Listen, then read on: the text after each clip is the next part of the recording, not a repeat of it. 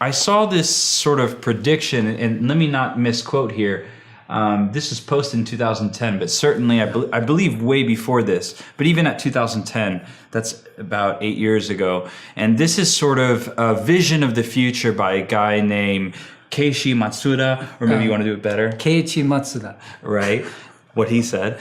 and this is sort of one of those visions of the future if augmented reality sort of became the norm. So now that we're leaving reality or actual reality, let's take a look at a vision 10 years ago, roughly, about what that future could be 10 years from now? Yeah, let's check it out. This is a visionary piece. The guy was just trying to prototype a dystopian future, and he actually got it funded through Kickstarter. So this is what you could do on your own if you just ask for help, you guys. And he did something amazing. So yeah, let's check it out. Cool. A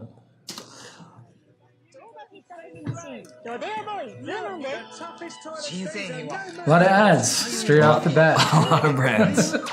See, advertising level down. He lowered his advertising balance. That's great. So we assume it's in a dystopian future where the way that humans make a living is through being bombarded by ads, which is already a good start. Right. Well, at least you get to make a cup of tea for work as opposed to, having to go somewhere. So this is a step up from YouTube tutorials. Sure. Yeah, in case you don't know how to make tea.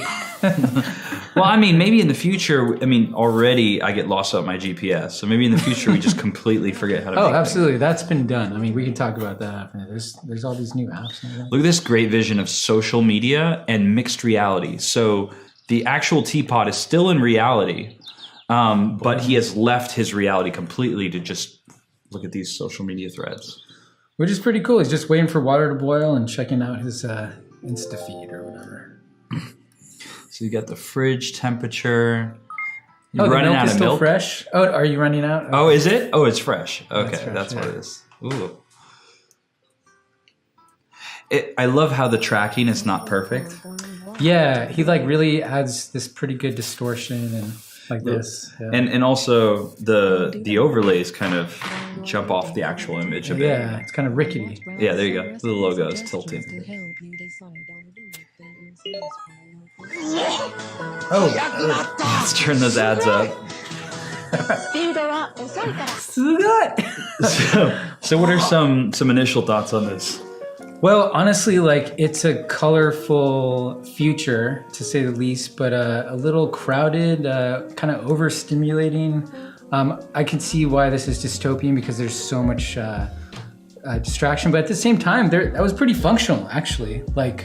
There was an ingredient list, there was instructions on how to make tea. I'm sure that could work for anything else. You know how much food you have in the fridge. You can order right from your fridge, which is cool. Seems probably Amazon might do that for fulfillment, maybe in that future. They already do. I don't know if you've seen this, but they have these things called dash buttons. That was big a couple years ago. Big. I mean, they made a big push for it a couple years ago. So if you run out of goldfishes, you got a button just for goldfishes or Kleenex.